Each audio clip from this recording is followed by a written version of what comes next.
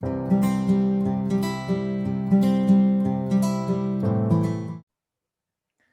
everyone, I'm Chetan Mishra, the founder of Jane Light, and we are here with the third video on variable mass systems. पहले दो videos में हमने variable mass system के बारे में समझा और वेरिएबल मास सिस्टम के लिए थ्रस्ट फोर्स को हमने डिराइव किया और हमने फाइनली कंक्लूड किया था इतने सारी मेहनत को करने के बाद कि थ्रस्ट फोर्स की जो वैल्यू होती है वो dm by dt into relative velocity होती है। अगर मास ऐड हो रहा हो तो थ्रस्ट फोर्स उसी डायरेक्शन में लगेगा, अगर मास बाहर निकल रहा हो तो थ्रस्ट फोर्स उसके ऑपोजिट लगेगा। बलून के केस में एयर इस तरफ जा रहा है, थ्रस्ट फोर्स पीछे। रॉकेट के केस में गैसेस नीचे जा रहे हैं, थ्रस्ट फोर्स ऊपर। इस केस में अगर सैंड यहां पे ऐड हो रहा है तो थ्रस्ट फोर्स नीचे। ओके, तो आज की क्लास में हम कुछ क्वेश्चंस को सॉल्व करने वाले हैं। तो तरीका ये होगा, क्वेश्चंस के बाद मैं आपको पॉज करने का टाइम दूंगा, आप वीडियो को पॉज करके क्वेश्चंस को अटेम्प्ट करो एंड उसके बाद मेरे सोल्यूशन से सभी लोग मैच करेंगे। ठीक है, तो ये एक प्रैक्टिस क्लास है एंड आई एम श्योर सभी लोग इसको काफी सीरियसली लेंगे। ओके, और मैं हमेशा मानता हूं कि किसी भी चैप्टर पे प्रॉपरली ग्रिप पाने के लिए हमें काफी सारे क्वेश्चंस को प्रैक्टिस करना पड़ता है और हमें प्रॉपर मेथड्स जानने होते हैं। नहीं तो एग्जाम के में क्वेश्चंस देख के सबके दिमाग में थोड़ी सी कंफ्यूजन होती है कि ये मेथड यूज करूं या वो यूज करूं। तो ये जो कंफ्यूजन है ये प्रैक्टिस से दूर होती है। तो किसी भी चैप्टर के लिए 40 to 50% प्रेपरेशन ही थियरी से हो सकता है, बाकी प्रेपरेशन क्वेश्चन प्रैक्टिस से ही होगा। ठीक है, और मैं इस वीडियो सीरीज में वेरिएबल मास सिस्टम्स पे थ्योरी और क्वेश्चंस मैं दोनों कराऊंगा सो दैट आप पूरी तरह से वेरिएबल मास सिस्टम्स के लिए मेरी लेक्चर सीरीज पे रिलाई कर सकते हो। Okay, let's move ahead to the questions. तो ये पहला क्वेश्चन है, सभी लोग वीडियो पॉज करेंगे और क्वेश्चन को अटेम्प्ट करेंगे।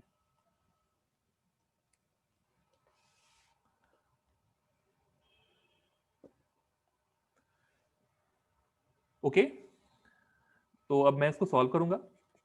तो यहां पे मास इससे बाहर निकल रहा है, तो थ्रस्ट फोर्स मास जिस तरफ जा रहा है उसके ऑपोजिट लगना चाहिए। तो मैं यहां देख सकता हूं कि इस बॉडी के रिस्पेक्ट में ये मास कितने से जा रहा है, ये सारी मासेस जो इससे बाहर निकल रही है, तो ये 12 से जा रहा है, ये 3 से जा रहा है, तो रिलेटिव वेलोसिटी विल बी 15। और मास के बाहर निकलने का रेट क्या है? Emits mass at a rate of 0.1। ये तो क्लियरली मैंने लिख दिया क्वेश्चन में, तो बस हो गया। dm by dt into relative velocity होता है थ्रस्ट फोर्स। तो कर लेंगे काम अपना। dm by dt की वैल्यू कितनी होगी? दिस इज 0.1, ये तो क्वेश्चन में दिया हुआ है, इनटू रिलेटिव वेलोसिटी कितनी है? 15। तो थ्रस्ट फोर्स हमें मिल गया 1.5 न्यूटन। आगे पूछा है एक्सेलरेशन निकालने के लिए, तो कौन सी बड़ी बात है, न्यूटन ने तो चीख चीख के बोला है सेकंड लॉ में, total force divided by mass. 2 kg की बॉडी है, बेचारे पे इतना फोर्स लग गया, तो मुझे तो एक्सेलरेशन इतना दिख रहा है, तुम्हें कुछ और दिख रहा हो तो बताओ मुझे। तो ये आंसर ऑप्शन डी है। ओके, चलिए आगे बढ़ते हैं। क्वेश्चन को बहुत ही केयरफुली पढ़ना है। Pause the video, attempt it.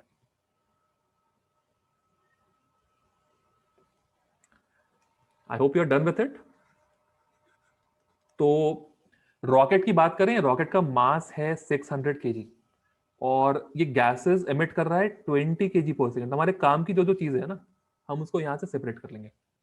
You हमें निकालना है, initial acceleration of the rocket was 6 meters/s²। तो ठीक है, इतना डेटा मेरे से प्रोसेस नहीं हो रहा है, कोई दिक्कत नहीं है, मैं एक डायग्राम बना लूंगा। यहां से गैसेस बाहर निकल रही है, तो गैसेस नीचे की तरफ है, तो रॉकेट के लिए मुझे पता है थ्रस्ट फोर्स होना चाहिए ऊपर। थ्रस्ट फोर्स कितना होना चाहिए, क्या मैं लिख सकता हूं यहां पे? शायद लिख सकता हूं। ये kg/s है, तो ये हमें dm by dt दी हुई है, तो मैं यहां से डेटा को अलग लिख लूंगा। dm by dt मुझे दिया हुआ है 20 kg/s। तो मैं 20 kg/s को मल्टीप्लाई कर दूंगा रिलेटिव वेलोसिटी से, तो विथ रिस्पेक्ट टू इटसेल्फ लिखा हुआ है, मतलब ये रिलेटिव वेलोसिटी ही दी हुई है, कोई पंगा ही नहीं इधर। तो थ्रस्ट फोर्स मुझे मिल गया 20 इंटू यू। ठीक है, इस बॉडी पे क्या कोई और भी फोर्स लग रहा है? बिल्कुल लग रहा है। इसने कहा भाई मेरा जो मास है 600 kg, मास के कारण यहां पे 600 इंटू जी, ये नीचे की तरफ ग्रेविटी की वजह से फोर्स लगेगा, और इसका एक्सेलरेशन है 6 मीटर पर सेकेंड स्क्वायर। अब करते हैं अपना जो net force is equal to mass into acceleration वाला मेथड है।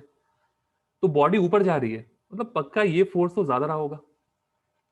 तो 20u minus 6000 is equal to mass into acceleration. तो मास तो है 600 और एक्सेलरेशन है 6। जिधर एक्सेलरेशन है मैंने माना ये वाला फोर्स ज्यादा होगा, तो मैंने उसको पहले लिखा। तो इधर से हमें मिल जाएगी 20u की वैल्यू जो है 9600। तो u हमें आराम से मिल जाएगा 480 metres per second. I hope सभी लोगों ने ये आंसर लाया होगा। ओके, चलो आगे बढ़ते हैं। और जहां कहीं दिक्कत हो आप प्लीज वीडियो को रिवाइंड करके उसको वापस से देख लो। ओके,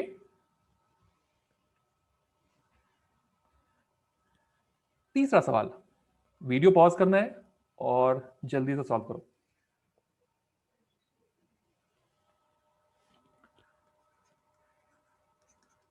तो इस क्वेश्चन ने दिया है कि इस पे सैंड गिर रहा है 1.5 kg पर सेकेंड, एक सेकेंड में 1.5 kg सैंड। तो 4 सेकेंड के बाद एक चीज तो मैं देख सकता हूं, ये जो इसका पैन होगा वेइंग स्केल का, इस पे कुछ सैंड तो यहां कलेक्ट हो गया होगा, जिसका मास कितना होगा 6 kg। This is 1.5 into 4। तो हमने पैन पे चेक किया कि ये जो सैंड कलेक्टेड है दैट इज 6 kg। तो हमने पैन से पूछा कि भाई तुम पे 6 kg सैंड है, तो तुम्हें कितनी मेहनत करनी पड़ेगी? तुम्हें 60 न्यूटन फोर्स लगाना पड़ेगा इस सैंड के वेट को बैलेंस करने के लिए। तो इस सैंड के लिए क्या होगा, ये सैंड पूरी तरीके से स्पैन पे है, तो इस सैंड को उठाने के लिए how much force you need? 60 Newton. हमने कहा बात खत्म, और क्या। तो स्पैन ने कहा भाई तुम मेरी समस्या समझ नहीं रहे हो, बहुत गंभीर समस्या है। What is that? इसने कहा बस सैंड नहीं है, यहां से बहुत सारी आफत मेरे सर पे आ रही है फिर से। ये कौन सा केस है? मास एडिशन का। इसने कहा हमने अभी भी जो सीखा था पिछले लेक्चर में कि मास के ऐड होने से एक अलग से फोर्स आता है, तो वो फोर्स तो यहां पे लगी रहा है जो है थ्रस्ट फोर्स। तो हमने कहा अच्छा भाई ये तुम भूल गए, सॉरी फॉर दैट। ये थ्रस्ट फोर्स तुम्हारे सर पे अलग से आ रहा है, तो इस पे दो जिम्मेदारियां हैं, एक तो इसको सर पे उठा के रखना है, दूसरा इसकी मार झेलनी है। तो हमने कहा नहीं यार तो बहुत समस्या है। तो एफ टी यहां पे हम ऐड कर देंगे, और वेइंग स्केल की रीडिंग हमने कहा इतनी है। तो 60 करना गलत होता, क्योंकि ये थ्रस्ट फोर्स भी हमें ऐड करना पड़ेगा। तो थ्रस्ट फोर्स यहाँ कितना आएगा? तुमने कहा भाई ये तुम वही घिसा पिटा रिजल्ट जो हम सीखते आ रहे हैं, एफ टी लिख रहे हैं हम। तो ये मास 1.5 kg पर सेकेंड, तो ये अपना हो गया dm by dt। और ये कितनी वेलोसिटी से नीचे गिर रहा है? सैंड तो ये वेइंग स्केल तो रेस्ट पे है, तो जितनी वेलोसिटी से सैंड नीचे आएगा वही रिलेटिव वेलोसिटी है। तो हमने कहा कि सैंड नीचे आ रहा है at a speed of 20 metres per second. तो हमने इसको 20 से मल्टीप्लाई कर दिया, dm by dt into relative velocity, तो ये हमें मिल गई 30 न्यूटन। हमने कहा अच्छा, बिल्कुल हम लोग माफी चाहेंगे तुमसे कि हमने कहा कि 60 ही तुम पे फोर्स लग रहा है, इस पे टोटल फोर्स कितना हो जाएगा 90, क्योंकि इसको थ्रस्ट फोर्स को भी बैलेंस करना है। तो the answer is option D. Absolutely clear? Let's move ahead.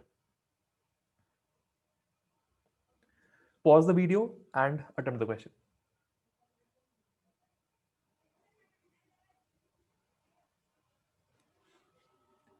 Okay,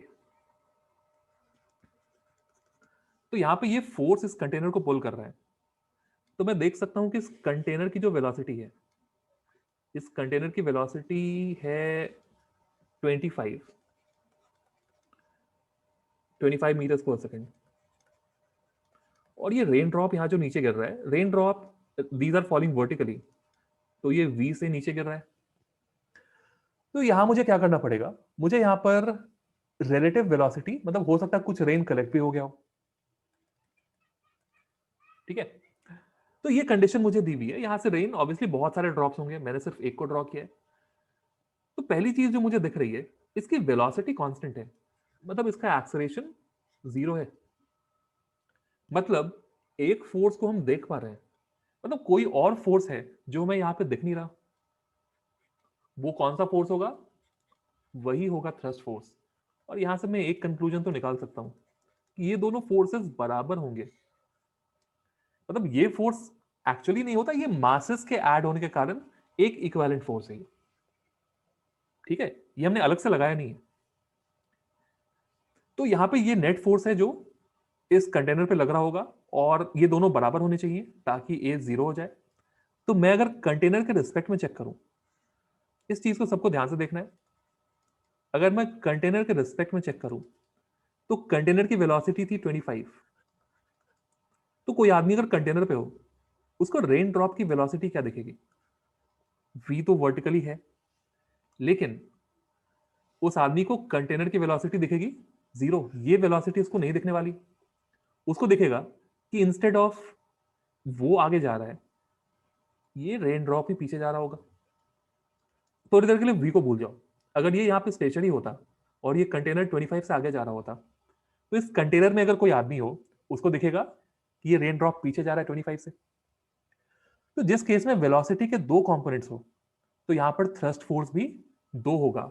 एक थ्रस्ट फोर्स होगा वर्टिकल डायरेक्शन में, और एक थ्रस्ट फोर्स होगा हॉरिजॉन्टल डायरेक्शन में। डरना बिल्कुल भी नहीं है, मैं एक 5 सेकंड वाला मेथड भी दूंगा इसके बाद, बट ये सीखना जरूरी है। तो हमें वर्टिकल वाले थ्रस्ट फोर्स से मतलब है ही नहीं, क्योंकि जो फोर्स से हम बैलेंस कर रहे हैं इसको, वो हॉरिजॉन्टल है। मतलब हॉरिजॉन्टल डायरेक्शन में नेट फोर्स 0 होना चाहिए।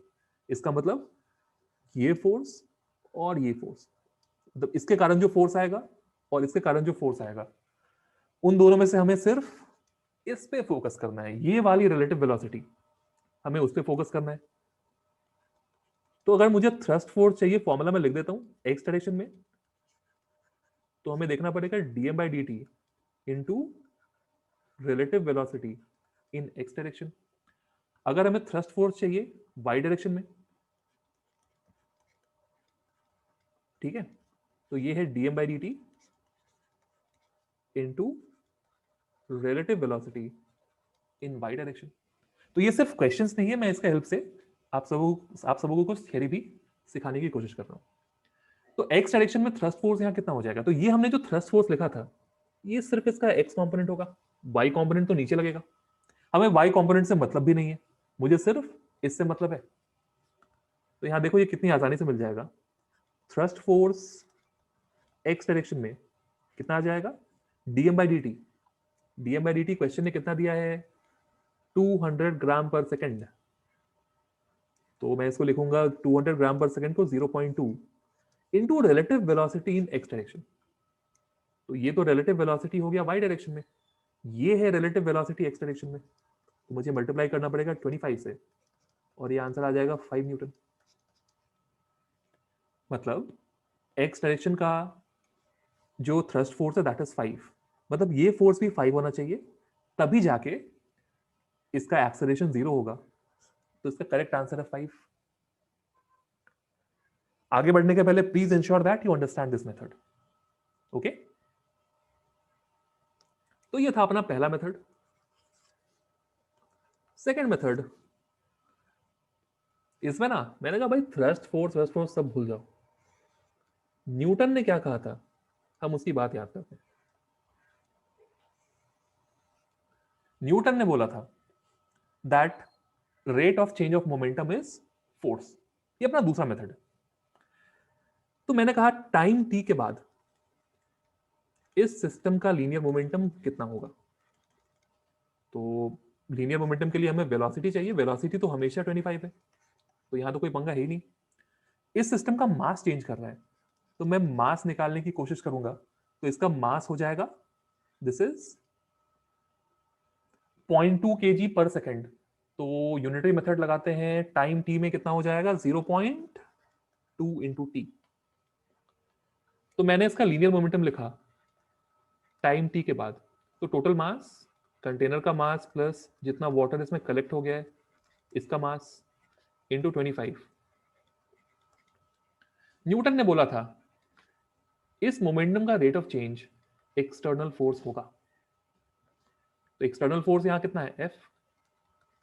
तो इस F की वैल्यू कितनी हो जाएगी, rate of change of this momentum.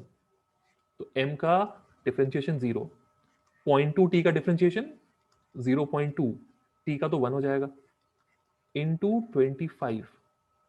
तो ये 25 इंटू 0.2 कितना हो जाएगा, 5 न्यूटन। जो हमने इतनी मेहनत से सॉल्व किया उसको हम काफी आसानी से भी सॉल्व कर सकते हैं। और हमने डबल चेक किया कि जो फोर्स की रिक्वायरमेंट है वो 5 न्यूटन की। ओके,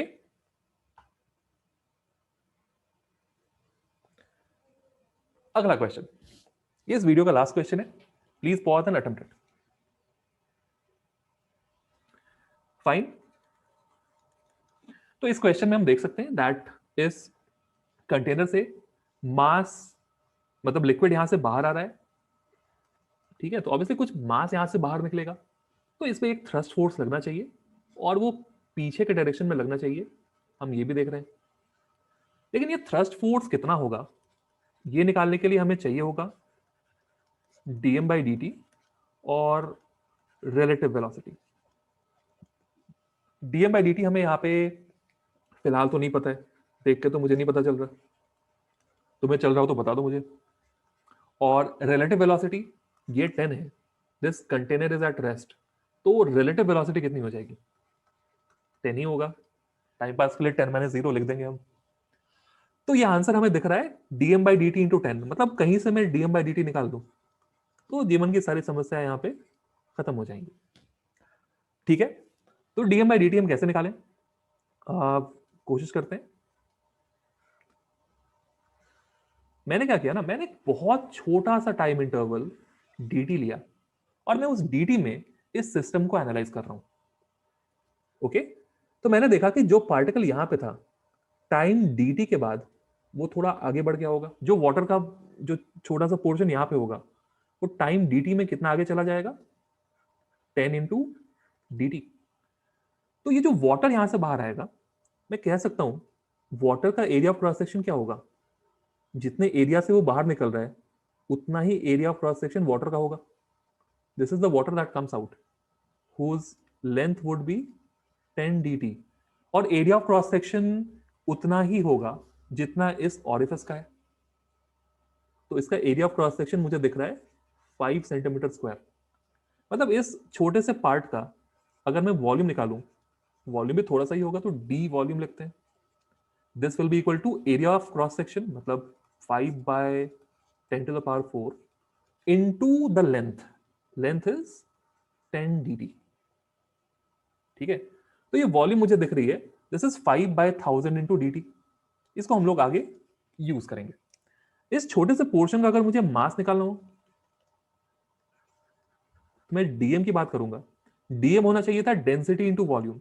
डेंसिटी हमें कितना दिया है, 800, और हमें वॉल्यूम कितना दिया है, 5/10 कैंसिल हो गया, तो 5/1000 इंटू dt। इस dt को नीचे लेके आ जाओ, हमारे सारे दुख दूर हो जाएंगे। dm/dt हमने निकाल दिया और उसकी वैल्यू कितनी आ रही, 4000/1000, मतलब 4 kg/s। तो हम यहाँ पे 4 पुट करेंगे और ये हो जाएगा 40 न्यूटन। तो करेक्ट आंसर है ऑप्शन बी। ओके, मैं सबको ऐसा जाने दूंगा नहीं। एक क्वेश्चन है मेरी तरफ से, इसको मैं सॉल्व करूंगा नेक्स्ट वीडियो में। सो तब तक आप सबों की जिम्मेदारी है कि इस क्वेश्चन को सभी लोग सॉल्व करेंगे और मुझे आंसर आंसर बताएंगे कमेंट सेक्शन में। और मुझे ये भी सबको बताना होगा कि मैं आगे कौन से टॉपिक्स पे वीडियो बनाऊं। So please mention that in the comment section, I will surely consider that. And do let me know if you want videos on how to attempt any test correctly, how to avoid silly mistakes, and all the exam strategies. Okay, I'm planning to make some videos on that. तो अगर आप सब interested हैं तो मुझे comment section से बताइए। Thank you for watching this video.